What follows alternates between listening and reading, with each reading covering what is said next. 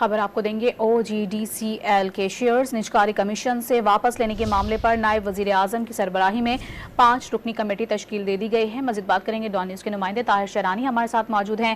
طاہر بتائے گا اس کمیٹی میں کون کون اور شامل ہیں اور کیا تفصیلات ہیں اس حوالے سے؟ دیکھیں تقریباً 10 سال قبل OGDCL کے 32 کروڑ سے زائد شیئر نجکاری کمیشن کو منتقل کیے گئے تھے۔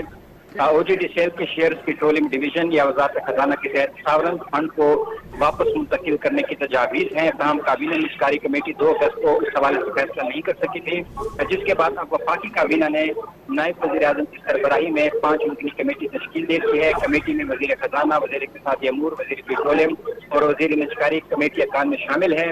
کابینہ کمیٹی کی ٹیوارز میں طے کر دیے گئے ہیں، جس کے مطابق کمیٹی OGDCL کے شیئرز پر حتمی فیصلہ کرے گی۔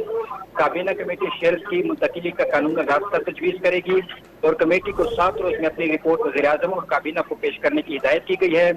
کابینہ کمیٹی کے لیے سیکریٹریل سپورٹ وزارت نجکاری فراہم کرے گی۔ بہت شکریہ طاہر آپ کا۔